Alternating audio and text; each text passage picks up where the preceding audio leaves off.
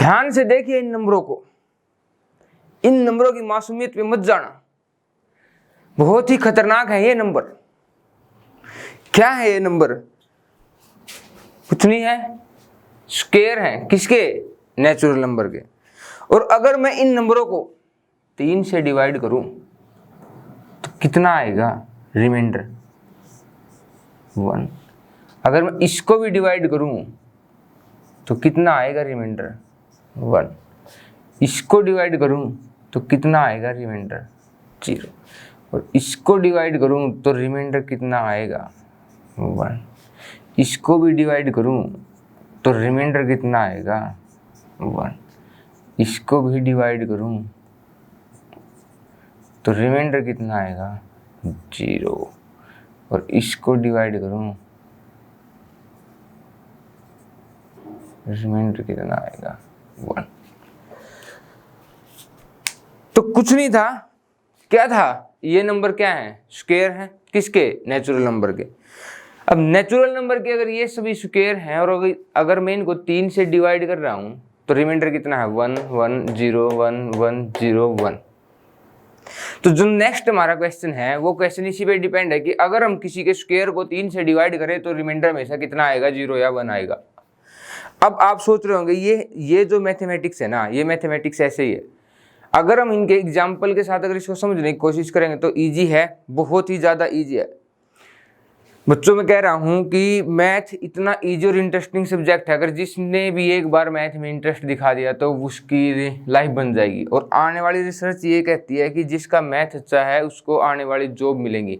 पहले होता था कि जिसकी इंग्लिश अच्छी होती थी, कम्युनिकेशन स्किल्स अच्छी होती थी, तो वो क्या था कि उसकी जॉब सिक्योरिटी अच्छी रहती थी। लेकिन अभी टाइम थोड़ा सा बदल गया है और टाइम बदलने के साथ साथ हमारी प्रायोरिटी भी बदल गई है। तो हमारा सबसे इम्पोर्टेंट सब्जेक्ट, मैं तो वैसे मैथ का टीचर हूँ तो मैथ को ही कहूँगा, लेकिन फिर भी रिसर्च भी यही बोलती है कि मैथ ही सबसे इंटरेस्टिंग टॉपिक है। तो कैसे हैं आप सभी? मैं सुनील आपका स्वागत करता हूँ हमारे प्यारे से यूट्यूब चैनल एडुमेनिया पे, वेयर लर्निंग बिगिंस। तो जो नेक्स्ट क्वेश्चन है वो बिल्कुल इन नंबर की तरह ही है। क्या बोला है नेक्स्ट क्वेश्चन ने कि अगर आपके पास कोई भी एक स्क्वायर नंबर है, अगर आपके पास कोई भी स्क्वायर नंबर है किसका?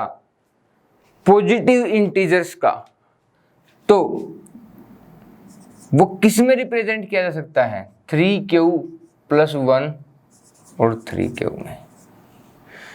अब यही बात सोचने वाली है कि जो मैंने अभी पीछे बताया था आपको, क्या था सारा का सारा कि रिमाइंडर या तो 1 था या 0 था। यहां भी यही रिप्रेजेंट हो रहा है जी, कुछ भी नहीं है, जमा करते इजी कि इसका मतलब क्या है? 3q और इसका मतलब क्या है? 3q + 1। ये क्या बता रहा है जी हमें? कि वो नंबर 3 से पूरा डिवाइड हो रहा है। और ये क्या बता रहा है कि वो नंबर कितना रिमाइंडर छोड़ेगा? 1। क्यों? हमें पता था कि यूक्लिड डिवीजन लेमा के अकॉर्डिंग a = bq + r, जो ये होता है ये क्या होता है? रिमाइंडर। और ये किससे छोटा होता है? हमेशा b से छोटा हो गया जी, b से छोटा। तो a = कितना हो गया? bq + r। तो अब इसको हम प्रूव करेंगे तो सीधी सी बात है, व्हेन वी डिवाइड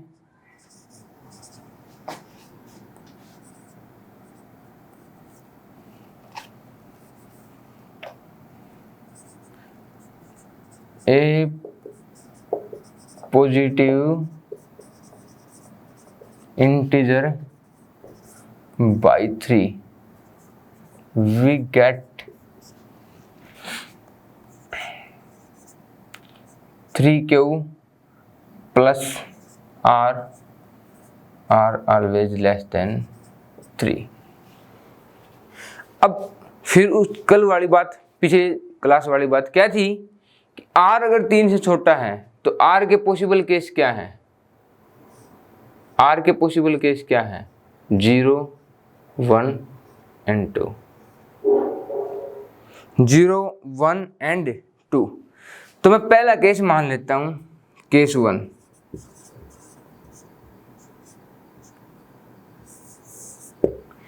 केस 1 में क्या है कि r की वैल्यू 0 है। तो हमने r की वैल्यू 0 है तो हम नंबर को किससे रिप्रेजेंट करेंगे? 3q से। ठीक है जी, एक हो गया। दूसरा क्या है? Case 2, case second. रिमाइंडर कितना? 3q + 1। ठीक है जी। और तीसरा क्या है? केस 3, वो कितना होगा जी? 3q + 2। अब क्वेश्चन ने अगर आप ध्यान से देखें सारी बात है कि ये एक नंबर है, ये एक केस है और ये एक केस है। दुनिया के जितने भी क्या सारे इंटीजर हैं वो या तो 3q मतलब कि 3 से डिवाइड होंगे, या वो रिमाइंडर कितना लेफ्ट छोड़ेंगे?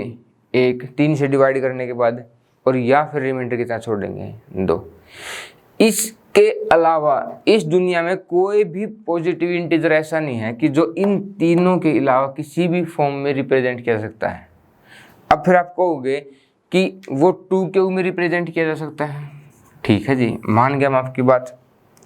लेकिन 2q में तो जब रिप्रेजेंट किया जाएगा ना, जब या 2q + 1 में जब मैं 2 से डिवाइड करूं। लेकिन अगर मैं 3 से डिवाइड कर रहा हूं तो इनको छोड़ के कोई और केस नहीं बनेगा। अब मुद्दा सारा देखो, सारा रोड़ा वैसे इनका ही है। ठीक है, तो सारा रोड़ा इनका ही है। तो क्या करना है? जो अगर मैं 3 से डिवाइड करूँ ना, केस ये बता रहे हैं कि अगर मैं 3 से डिवाइड करूँ तो 3q होगा, 3q + 1 होगा, 3q + 2 होगा। अब जी कहा क्या गया है? Square of any positive integer. तो स्क्वायर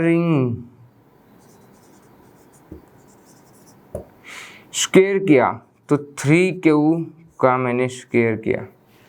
3q का स्क्वायर किया तो कितना आया? 9q square. अब 9 स्क्वायर को मैं 9 को क्या लिख सकता हूँ? 3 × 3, मतलब कि मैं इसको लिख सकता हूँ 3 × 3q का स्क्वायर। ठीक है जी। अब एक बात बताओ, यहाँ से क्या रिप्रेजेंट हो रहा है कि अगर मैं उसको 3 से डिवाइड करूँ तो कुछ क्वोशिएंट है। अगर मैं इसको 3 से डिवाइड कर रहा हूँ तो कुछ क्या है? क्वोशिएंट है जी, क्वोशिएंट। और क्वोशिएंट है तो मैं उसको किससे कह सकता हूँ? 3m में रिप्रेजेंट कर सकता हूँ। किस में रिप्रेजेंट कर सकता हूँ जी? 3m में। अब आप बोल रहे होगे कि ये 3q स्क्वायर था वो m कैसे हो गया? मुद्दा ये है कि जो ये लिखा हुआ ना 3m स्क्वायर, ये भी एक बात इतनी ही रिप्रेजेंट कर रहा था कि ये 3 से डिवाइड होगा। और अगर मैंने इसको 3m लिख दिया तो इससे भी यही क्लियर है कि अगर मैं किसी के स्क्वायर को, किसी नंबर के स्क्वायर को 3 से डिवाइड करूं तो केस क्या बनेगा? वो पूरा डिवाइड हो जाएगा। ठीक है जी। अब हमारा सेकंड केस क्या है? तो सेकंड केस है, तो सेकंड केस का भी क्या करेंगे? हम स्क्वायरिंग करेंगे। तो स्क्वायरिंग किया तो हमें क्या मिला? 3q + 1। और ये तो जी एक फॉर्मूला होगा। मैक्सिमम बच्चे एक मिस्टेक कर देते हैं कि मिस्टेक क्या है जी? a + b का स्क्वायर = a² + b²। ना जी ना, इसका फॉर्मूला होता है a + b का स्क्वायर = a² + b² + 2ab। जो भी आपको फॉर्मूला मिले उसको पढ़ने का और समझने का और अप्लाई करने का ना तरीका कुछ और ही होता है। जैसे ये है a + b का whole square a² + b² + 2ab। Simple है जी, लेकिन इसको थोड़ा सा डिफरेंट तरीके से पढ़िए कि अगर कोई हमें कभी भी किन्हीं 2 नंबर के सम का स्क्वायर करना है तो पहले क्या होगा? पहले वाले का स्क्वायर प्लस दूसरे वाले का स्क्वायर प्लस 2 × पहले वाला × दूसरे वाला। जैसे कि बड़ा तो क्या है? पहला नंबर क्या है मेरा? 3q, तो 3q का स्क्वायर। दूसरा नंबर क्या है जी? 1, तो 1 का स्क्वायर प्लस 2 × पहला नंबर क्या है? 3q, और दूसरा नंबर क्या है? 1। अब इसको आगे लेके चलते हैं 3 क्यू का स्क्वायर कितना हो जाएगा 9 q square plus 1 plus 2 into 3 6 q. अब फिर एक छोटी सी बात है, a plus b plus c is equal to a plus सी प्लस बी। क्या है जी, एडिशन कोम्यूटेटिव होता है। ये 6th क्लास की प्रॉपर्टी है।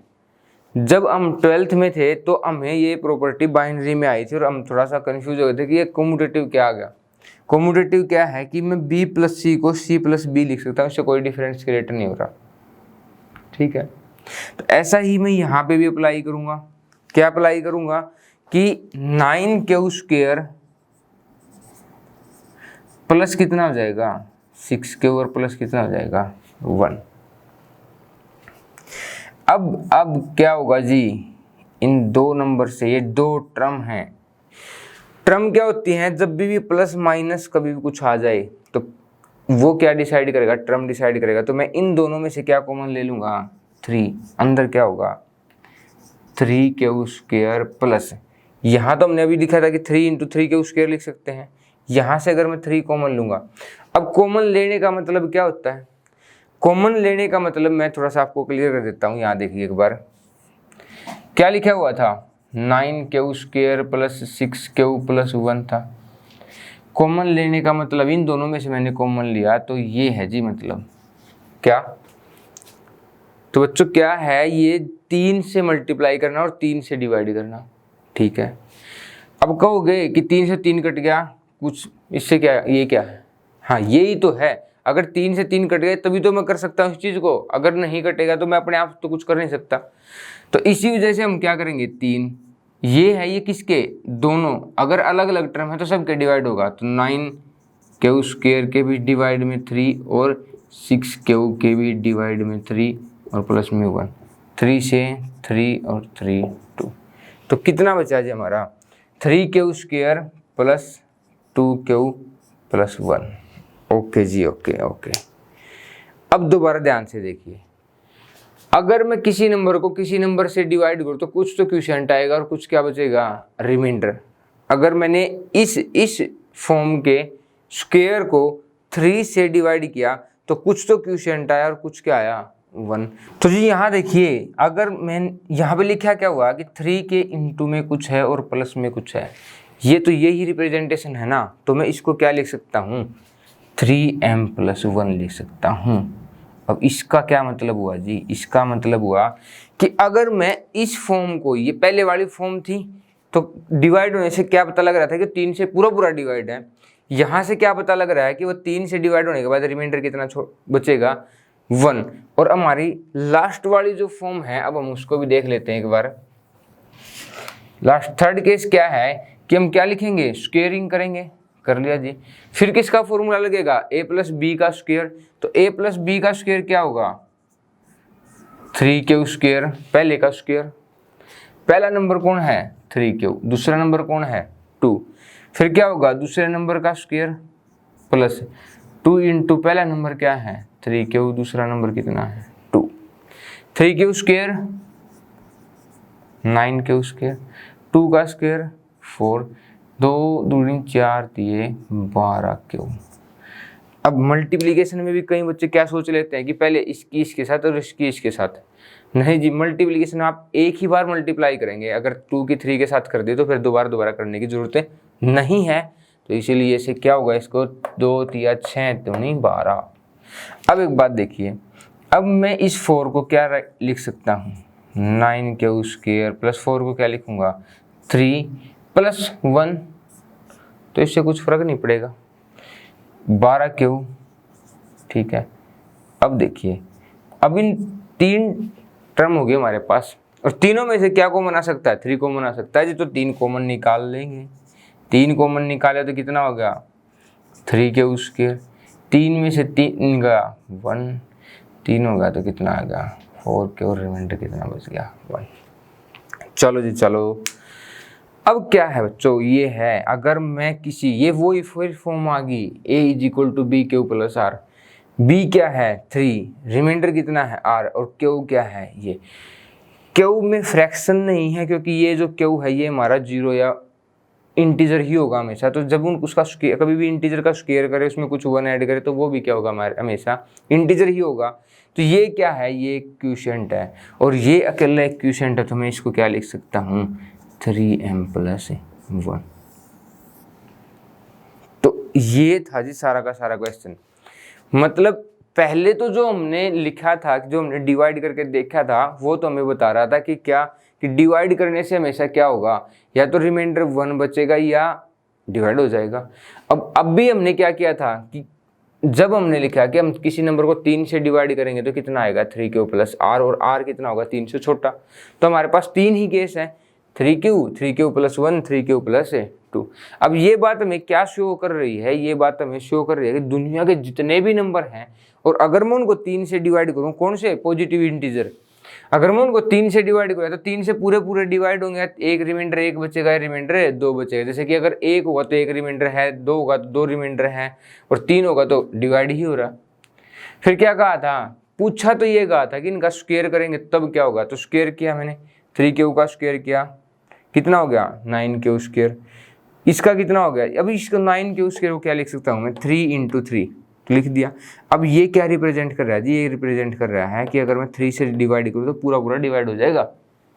ठीक है, अब ये दोबारा किसका 3q + 1 का स्क्वायर करूँगा तो a + b का स्क्वायर का फॉर्मूला लगेगा, लगा दिया। अब मैं इसको आगे ले सकता हूँ, लिख दिया, 3 को मैं ले सकता हूँ, ले लिया, और इसको क्या लिख सकता हूँ 3m + 1। यहाँ भी क्या कर सकते हैं, इसे स्क्वायर करेंगे और ये आ गया।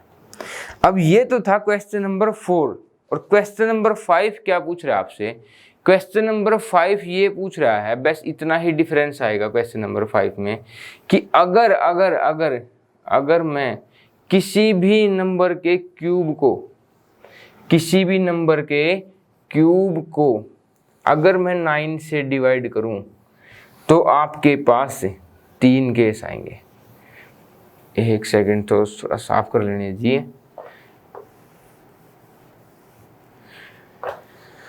क्वेश्चन में क्या पूछा है, क्वेश्चन में पूछा है जी, अगर मैं किसी भी नंबर के क्यूब को 9 से डिवाइड करूं तो आपके पास 3 केस आएंगे।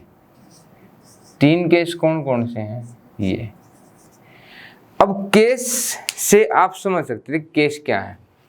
केस है पहला केस आपको क्या बता रहा है कि 9m। इसका मतलब क्या है, इसका मतलब है बच्चों कि वो 9 से पूरा डिवाइड हो रहा है, क्योंकि रिमाइंडर तो कुछ है ही नहीं। ये बात आपको ये क्या रिप्रेजेंट करेगा हमेशा, रिमाइंडर, और रिमाइंडर तो जी जनाब यहाँ पे कुछ है ही नहीं। ठीक है जनाब, तो यहाँ से क्या होगा 9m + 1, 9m + 1 का मतलब रिमाइंडर 1 है, और 9m + 8 का मतलब क्या है, रिमाइंडर 8 है। तो चलो हम एक बार थोड़े से इसके भी एग्जाम्पल लेंगे। क्यूब कौन कौन से, सबसे पहले 1 का क्यूब है 1, 2 का क्यूब है 8, 3 का क्यूब है 27, 4 का क्यूब है 64, 5 का क्यूब है 125। और अगर मैं 9 से डिवाइड करूं, यहाँ रिमाइंडर कितना बचेगा 1, यहाँ रिमाइंडर कितना बचेगा 8, यहाँ रिमाइंडर कितना बचेगा 0, यहाँ रिमाइंडर कितना बचेगा 1, यहाँ 9 से डिवाइड करूंगा तो 9 1, ठीक है 3 5 और 36 कितना बचेगा 8। तो कहने का तात्पर्य जी क्या है, ये है कि अगर मैं किसी के नंबर के क्यूब को 9 से डिवाइड करूँ तो रिमाइंडर कितना 1, 0 या 8 बचेगा। ठीक है, अब आपको ये बात प्रूव करनी है। ठीक है जी, चलो बिल्कुल फिर वही पीछे वाला क्वेश्चन क्या था कि अगर मैं किसी नंबर को 3 से डिवाइड करूं, तो आप सोच रहे होगे कि अब पिछली बार जब 3 लिया था तभी 3 से डिवाइड करा था, और अब 9 है तो तभी भी 3 से डिवाइड कर रहा हूँ। ठीक है जी, क्योंकि 9 करने से हमारे क्वेश्चन के केस कम हो जाते हैं। अगर मैं 9 से डिवाइड करूँगा तो जो r की वैल्यू है वो 0 से लेके 8 तक चली जाएगी। 0 1 2 3 4, हमारे पास कितने केस होंगे 8। अगर आप उनका भी क्यूब करोगे तभी भी आपके पास यही 3 केस निकल के आएंगे, लेकिन हमने देखा कि इससे भी वही 3 केस प्रूव हो रहे हैं। तो प्रैक्टिकली देखा उन्होंने, तो जब पता लगा कि भाई यही जब उस बात को सोल्व कर रहा है तो हम क्यों 9 से डिवाइड करें।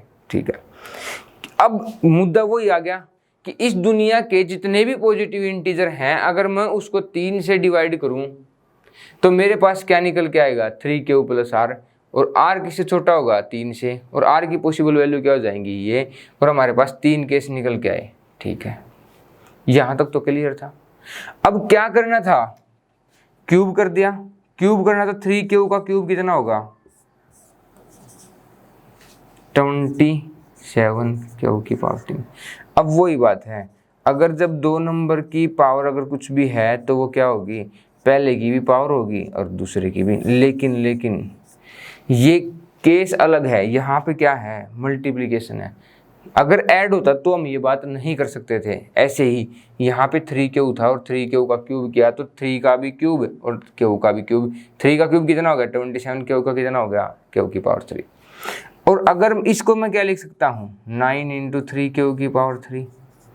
ठीक है, अब देखो फिर वही बात आ गई पिछले केस की तरह ही। पिछले केस में क्या था कि 3 के इंटू समथिंग आया था, अब क्या आ गया 9 के इंटू समथिंग आ गया। अगर 9 के इंटू समथिंग है तो इसका मतलब है कि ये 9 से पूरा डिवाइड कर रहा है। तो पहला केस क्या बन लिया, हमने ले लिया 9m, और इसका मतलब है कि ये पूरा डिवाइड हो रहा है जी। ठीक है, एक केस तो हमारा हो गया। ओके, अब जी दूसरा केस। तो जनाब दूसरा केस क्या है, दूसरे केस का भी हमें क्या करना होगा क्यूब, और a प्लस b का क्या कर दिया हमने क्यूब कर दिया। वो क्या होगा a cube b cube plus 3a square b plus 3ab square. ध्यान से देखिए दोबारा फिर से, क्या है अगर 3q प्लस 1 का क्यूब करें हम तो क्या कह रहा है कि वो a प्लस बी का मतलब कि पहला नंबर प्लस दूसरा, फर्स्ट प्लस सेकंड, तो फर्स्ट का क्यूब प्लस सेकंड का क्यूब प्लस 3 इंटू फर्स्ट का स्क्वायर इंटू सेकंड प्लस में 3 इंटू फर्स्ट इंटू सेकंड का स्क्वायर। तो ठीक है, अब हम क्या लिख सकते हैं इसको, फर्स्ट का क्यूब लिख दिया जी, लिख दिया प्लस सेकंड का क्यूब लिख दिया प्लस 3 इंटू फर्स्ट का square second number as it is plus 3 into first into second का स्क्वायर। ओके जी, यहाँ तक बात ठीक है। अब इसको क्या लिख सकता हूँ मैं 27q की पावर 3 प्लस इसको क्या लिख सकता हूँ 27q उसके। कैसे, ये अभी लिखा नहीं है, ये इसको मैं लास्ट में ले जाता हूँ सीधा 3q का स्क्वायर मतलब कि 9q स्क्वायर और 9 की 3 से मल्टीप्लाई करूँगा कितना हो जाएगा 27 प्लस, ओहो मिस्टेक हुआ हो गया था बहुत बड़ा। यहाँ क्या होगा पहला नंबर और यहाँ कितना होगा सॉरी तो क्या होगा 1 का स्क्वायर तो 1 और 3 इंटू 3 कितना हो गया 9q प्लस ये 1 का क्यूब कितना हो गया जी 1। अब एक बात देखिए, हमारे पास 3 टर्म है जी, है 3 टर्म है तो मैं तीनों में से क्या कॉमन ले सकता हूँ 9 कॉमन ले सकता हूँ। ओके, यहाँ कितना होगा 3q उसके क्यूब, यहाँ कितना होगा 3q स्क्वायर और यहाँ कितना होगा यहाँ होगा केवल q और कितना हो गया 1। अब इससे क्या बात क्लियर हुई, फिर वही बात कि अगर मैं 9 से डिवाइड करूं तो कुछ क्वोशिएंट आएगा और रिमाइंडर कितना होगा 1। तो मैं इसको क्या लिख सकता हूं 9m प्लस 1। सेकेंड केस भी प्रूव हो गया जी। ओके, पहले केस का मतलब था कि वो नंबर 9 से पूरा डिवाइड हो रहा है, सेकंड केस का मतलब है कि वो नंबर रिमाइंडर कितना बच रहा है 1। और ये m और इसका रिलेशन यही है कि या तो इसको आप इससे रिप्रेजेंट कर लो, इससे कोई डिफरेंट कोई बात नहीं है, ये सेम ही बात है कि अगर मैं 9 से डिवाइड करूंगा तो कुछ क्वोशिएंट आएगा और वो क्वोशिएंट ही मैंने कितना लिखा है m लिखा है। अब हमारे पास लास्ट फिर बच गया क्या 3q प्लस 2 का क्यूब। तो अभी लिखा हमने कि a प्लस बी का क्यूब का फार्मूला क्या है, पहले का क्यूब प्लस दूसरे का क्यूब प्लस में 3 इंटू पहले का स्क्वायर दूसरा है as it is plus 3 into पहला इंटू दूसरे का स्क्वायर। तो पहले क्या लिखेंगे हम 3q का square cube plus second number क्या है इसका क्यूब प्लस 3 इंटू पहले का square second as it is plus 3 into पहला एज इट इज सेकंड का स्क्वायर कर दिया। 3 क्यू की पावर 3, 3 क्यू की पावर 3 कितना हो जाएगा 27 क्यू की पावर 3, 2 की पावर 3 कितना हो जाएगा 8। अब फिर इसको मैं लास्ट में लिख लेता हूँ। अब इसको लिखो, ये कितना होगा, ये होगा 9 क्यू स्क्वायर, 9 × 3 = 27 दूनी 54 क्यू स्क्वायर प्लस 2 का स्क्वायर 4, 4 × 3 = 12, 12 × 3 = 36 क्यू। फिर हमारे पास क्या दिखाई दे रहा है, हमें 3 टर्म दिखाई दे रहे हैं, 3 टर्म 3 टर्म 3 टर्म। अब इसमें से क्या कॉमन ले लेंगे हम, 9 कॉमन ले लेंगे, तो ले लिया, क्या हो गया 3 क्यू की पावर 3 प्लस 9 × 6 = 54, 9 × 4 = 36 प्लस 8। अब फिर ये कुछ बच गया। अब ये जो कुछ बचा है, ये जो कुछ बचा है, ये क्या बता रहा है कि अगर मैं 9 से डिवाइड करूँ तो कुछ क्वोशिएंट आएगा और रिमाइंडर कितना आएगा 8।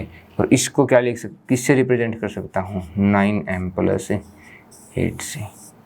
और हमारे दोनों क्वेश्चन अच्छे से सोल्व हो गए हैं। ओह सॉरी, तो क्या सोल्व हो गए हैं जी, अगर मैं किसी के क्यूब को 9 से डिवाइड करूँ तो पूरा पूरा डिवाइड होगा, या फिर रिमाइंडर 1 बचेगा, और या फिर रिमाइंडर कितना बचेगा 8। तो ये 2 क्वेश्चन थे, बहुत ही इंपॉर्टेंट और इंटरेस्टिंग क्वेश्चन हैं। अगर आपको वीडियो अच्छी लगी है तो लाइक शेयर सब्सक्राइब ज़रूर कीजिए, और अगर नहीं लगी है तो डिसलाइक कीजिए और नीचे कमेंट कीजिए कि क्या बात अच्छी नहीं लगी है। तो हमारी टीम और मैं भी पूरी कोशिश करूँगा कि अपनी इस बात को सुधारें, इम्प्रूवमेंट करें। तो धन्यवाद, सत श्री अकाल, गुड नाइट, गुड मॉर्निंग, जो भी है, जो भी टाइम चल रहा है। बाय, टाटा, सी यू, जय हिंद।